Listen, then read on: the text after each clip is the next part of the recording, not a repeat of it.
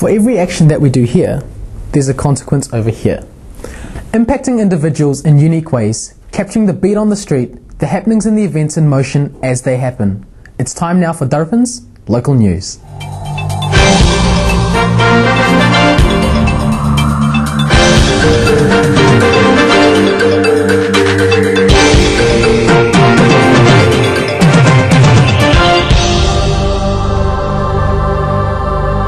Hello and welcome to Darpan's Local News.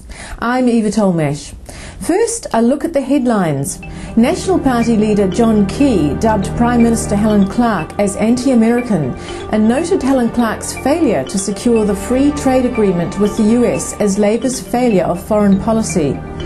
Auckland Mayor Dick Hubbard and Mike Lee, ARC Chairman, is delighted at the government's decision to reopen Onehunga Line and voiced optimism that electrification is not far off.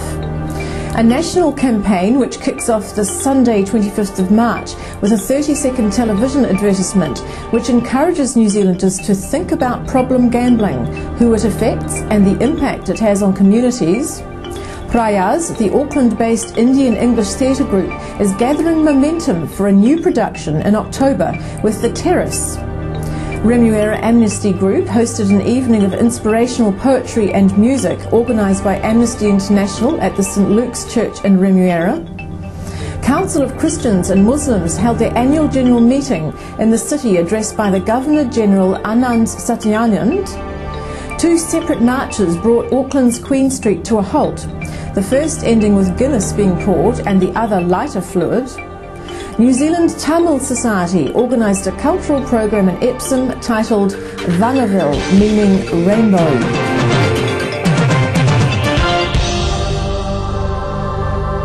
Now for the news in detail. National Party leader John Key dubbed Prime Minister Helen Clark as anti-American and noted Helen Clark and her Labour ministers have spent their time using anti-Americanism to play to a domestic audience in attacks on National, like Trevor Mallard's US bagman allegations before the 2005 election. Yeah, Helen Clark really is pretty anti-American in her views, despite the fact that this week she's going to see George W. Bush. She's never been a fan of America. I mean, the National Party takes the view that America's the biggest, it's a superpower, it's a very important nation, and we want to have friendly relationships with them. And I think, we're obviously keen to, if we can, extend a free trade arrangement between New Zealand and America. We'll always make decisions here on foreign policy in New Zealand by the National Party in the best interest of New Zealand, but I think it would be useful if we could have good relationships with America. He further stated that Labour had more than 7 years to advance the relationship, so we could at least get on with the waiting list. But Labour has failed to even get New Zealand that far, while countries like Guatemala, Oman and Jordan, not to mention Australia, have jumped ahead. While speaking to Darpan's Local News, John Key said that while maintaining friendship with the US and New Zealand's interests, it does not mean that New Zealand will follow the US dictates blindly. I don't think anyone should assume that just because America decides to do something, New Zealand will follow, because I think that would be the wrong approach from New Zealand's point of view. And I have to consider things potentially as Prime Minister of New Zealand only from what's in the best interest of New Zealanders. A national campaign which kicks off this Sunday 25th of March with a 30-second television advertisement which encourages New Zealanders to think about problem gambling, who it affects and the impact it has on communities. The Problem Gambling Foundation of New Zealand CEO John Stansfield says that problem gambling affected tens of thousands of Kiwi lives. He said there are things that people can do to keep themselves or their loved ones safe from gambling harm, and if people believe problem gambling is harming their community, they can do something about it. In the past, gambling's been thought of as an addiction which a small number of people have harmed, but what we know now is that for every person who has a gambling problem, up to 7 others are also harmed, and that can be brothers and sisters and mums and children and employers and workmates and community organisations.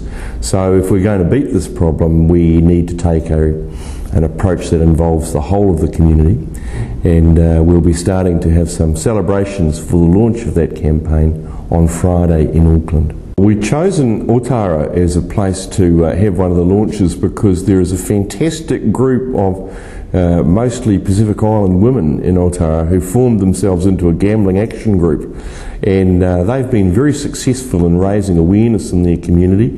There's a terrific amount of money sucked out of Pacific communities and sucked out of Aotearoa by gambling machines, and they've been working in a very proactive way to protect the community. Last year they got made national news because they found some pokie machines that were targeted at children, quite illegal, and closed them down. Actually, they acted faster than the government inspectors.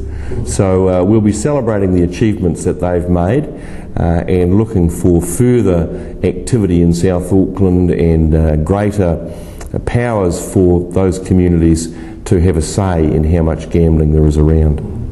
However, it is not all doom and gloom. If you know someone with a gambling problem, contact PGF on 0800 664 262. PGF provides free and confidential services to anyone with or affected by problem gambling. The government's made a good start, but it's got a lot of things it could do yet. One of the things in the Gambling Act is that it says a purpose of this act is to facilitate community involvement in the provision of gambling, and that really hasn't quite yet begun. Gambling trusts have been a bit secretive about how much money leaves town and about how little money comes back in the form of grants, and they've hidden behind kind of a smokescreen that they are doing fantastic work in the community. And some of your viewers may have seen the advertisements from Sky City recently that show that they're doing a fantastic job in the community. This is PR spin. The harm from Sky City is far, far greater than any good that they do in the community. They make grants around about as much as 2 Manarewa pubs. Very small amount, and they make those grants because they are required to as part of their licence condition. This isn't some benevolent, kind father helping people out. This is paying a slight tax on what you've got off people who are seriously in trouble. Onehunga residents are rejoicing over a government decision to resurrect their decaying branch railway under its $600 million basic upgrade of Auckland's rail network. New railway stations may also be in store for Parnell and Kaiba Pass Road, giving passengers easier access to Auckland Domain and the hospital as spin-offs from a $70 million redevelopment of Newmarket Junction. Finance Minister Michael Cullen announced that the 3.5 kilometre branch line between Penrose and Onehunga, opened in 1873 but abandoned by regular passenger trains 34 years ago, would be reinstated for around $10 million. The Auckland Regional Transport Authority expects that a new station at a site yet to be determined and extra trains for more than 500,000 passengers a year will cost it another $3 million to $5 million.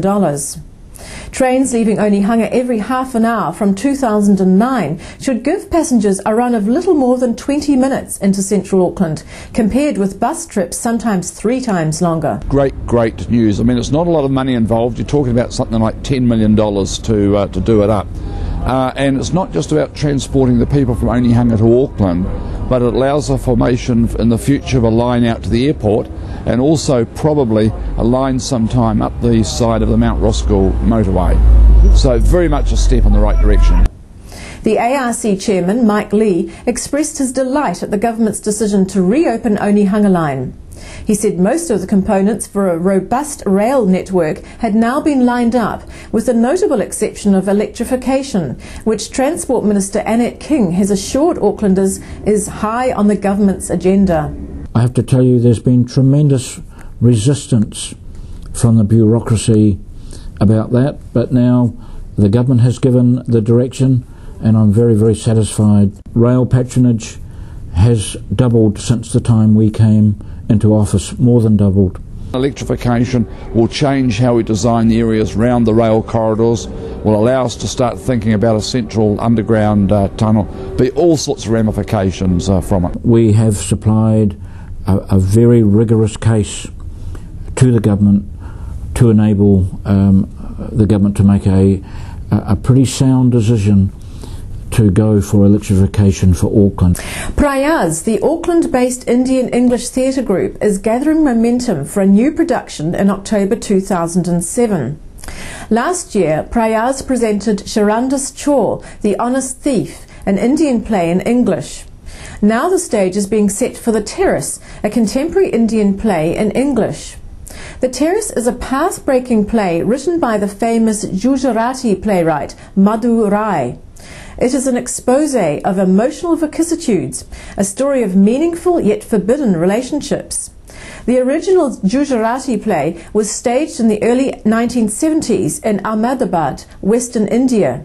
Later it was adapted in Hindi and successfully staged at the famous Prithvi Theatre in Bombay. Prayas will audition for the Terrace on Saturday, March 31st, 2007 at the Linfield Room, Fickling Convention Centre, Three Kings. The audition will begin at 1 p.m. The Terrace is looking for fresh faces, and interested actors are invited to come to the audition and join this venture. The play requires male and female actors in the age group between 25 and 50 years. No previous experience in acting is required. The same team is back to launch its next play, which is called The Terrace, and we are looking for fresh cast, fresh talent, be it acting, be it backstage, music, dance, sets, anything that people want to come and help us with. We are going to be auditioning specifically for the cast on the 31st of March at 1 o'clock, which is a Saturday, and this is happening at the Fickling Convention Centre at Three Kings, which is Linfield Room, specifically at the Linfield Room. So we just want everybody who's interested in acting, they don't need to have any experience in acting, because when I went for Charandas Chor, I had almost nil, acting experience. So they can come and they can audition. We will have scripts there. If they want to get in touch with us, they can email me if they like at sudipta@prayas.co.nz, and we could send them a part of the script so they can read it before they come. Auckland Regional Ethnic Council conducted cultural programs to bring together and share the ethnic diversity of the city of Sales. Participants came from wide-ranging countries such as Bulgaria, Nepal, Malaysia, Philippines, India, Ghana and from the Middle East. Auckland City Mayor Dick Hubbard and his deputy Dr Bruce Hucker attended the function. And what's nice about this is a mixture of Asian and European cultures. Not just Asian, and the way it all comes together, just a lovely, lovely spirit. It's been just a magnificent evening that reinforces what a wonderful place Auckland is to live, and how we are building better relationships among our ethnic communities and starting to learn how to respect the dignity of difference. I'm really proud to be one of the citizens of this great multicultural ethnic city. It was really a lovely evening. We are so happy that Bulgarian Roses, Bulgarian folk group, we were here, we danced. Dinesh Taylor, President Auckland Regional Ethnic Council, expressed his happiness at the turnout and the chance for people to share their different cultures. All our executive people have worked hard. We are very satisfied. It's not a matter of commercial activity, it's a matter of bringing the people together. Remuera Amnesty Group hosted an evening of inspirational poetry and music organised by Amnesty International at the St Luke's Church in Remuera. A number of stars participated in the programme. Notable among others were former actress Elizabeth McRae and Algerian refugee Ahmed Zawi. The programme drew people from all faiths and ethnicities. A stand with candle at the top, surrounded by barbed wire in the middle of the church, signified a beacon of hope for all the oppressed, and also reminds people to take action rather than be aware of something bad or evil happening and not doing anything about it. It is derived from the Chinese proverb of spreading light in darkness. Amnesty International gave a lot for my case and for needy people and people who has been prosecuted in the war.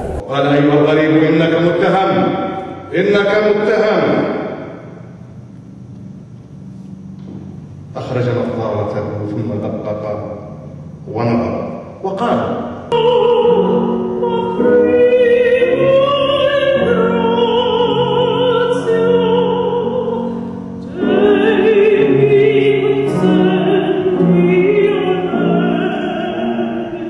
I chose it because I feel like it's a statement about how women do not get equal rights.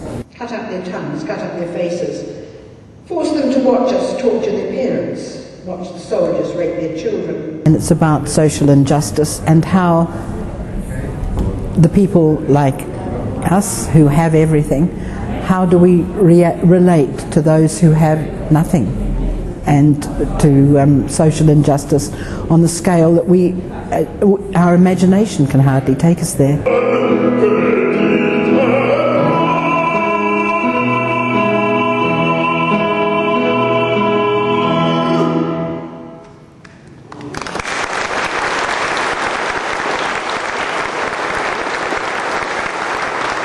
Amnesty International being, that's what we stand for. So the poems and the songs and the music have all been, have had human rights content in them. Amidst calls for coexistence of different religions and the importance of developing networks to engage with each other and to achieve a positive coexistence, one organisation has been quietly going about doing exactly that and completed a decade of discussion and developing understanding. Council of Christians and Muslims held their annual general meeting in the city, addressed by the Governor-General Anand Satyanand.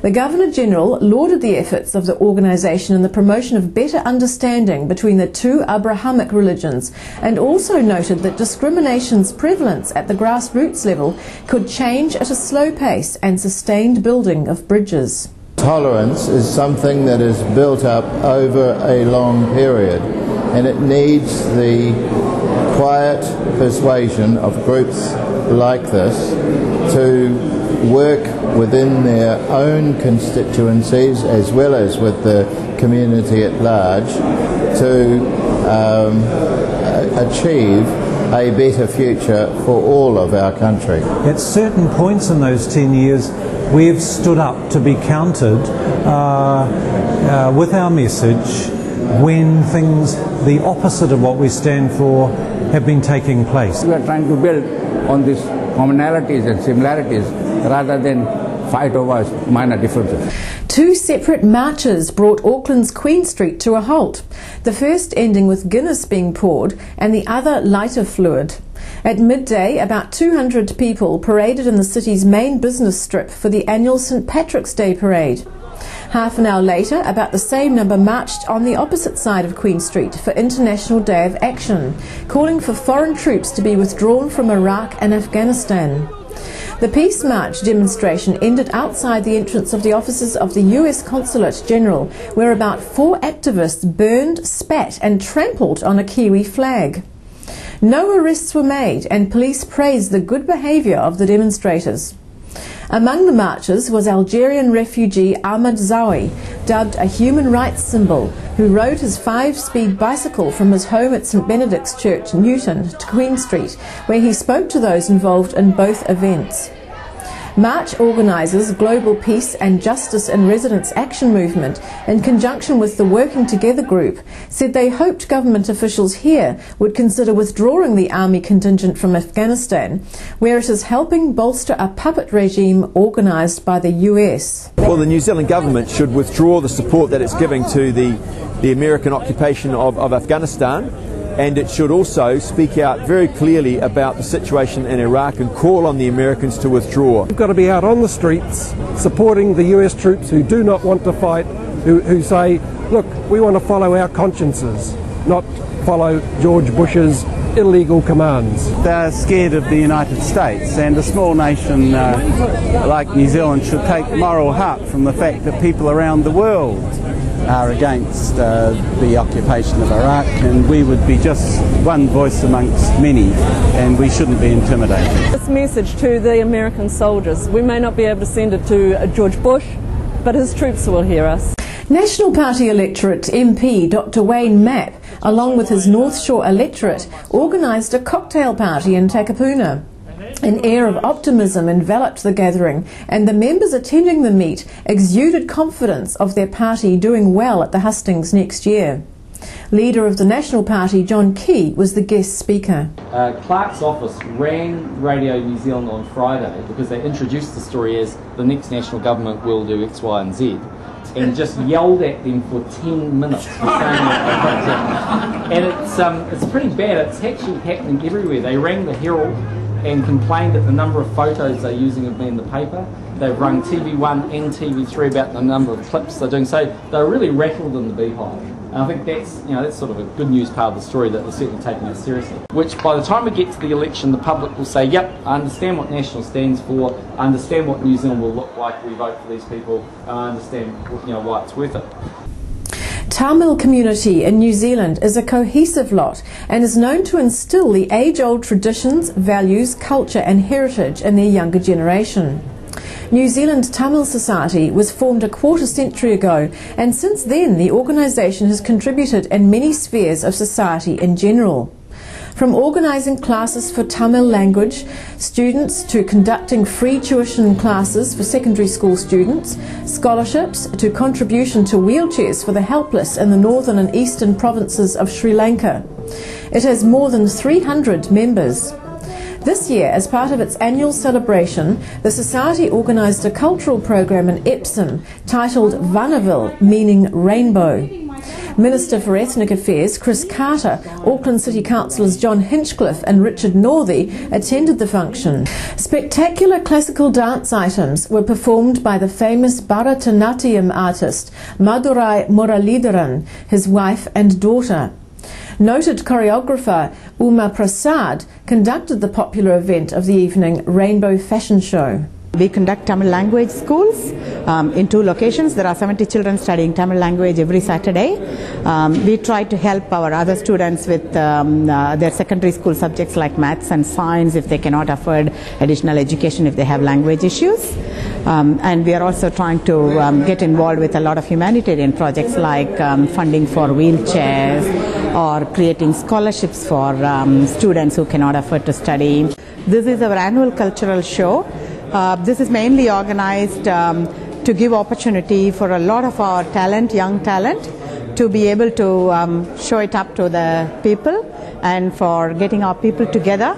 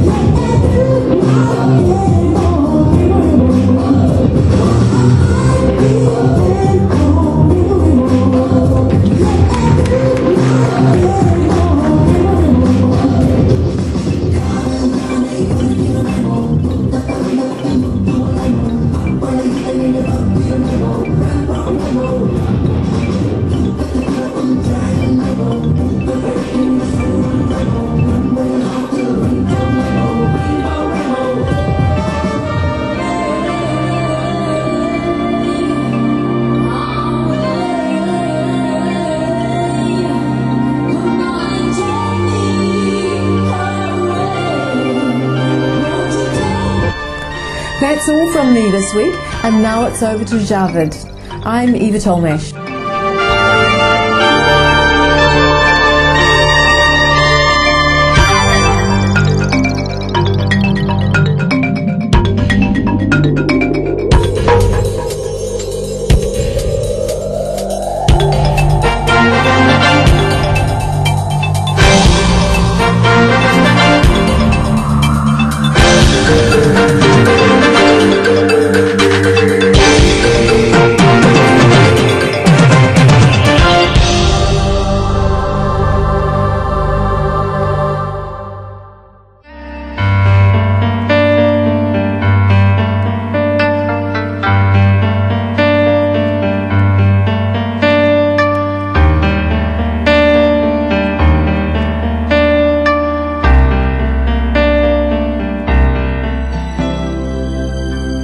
Unfortunately, it's now time to say goodbye, ka kite anō, to Darpan the Mirror for this week. Keep your intuitive thoughts and opinions speeding into info@teamworkproductions.co.nz and log into the World Wide Web at www.teamworkproductions.co.nz. Guys, you might be a little bit unsure or maybe a little bit confused in catching on to this, but please, please, please send in your emails and feedback. We really want to hear and share what you guys have to say. So get pumping and get writing. Till next week, ka kite anō, be safe, be well, and be loved.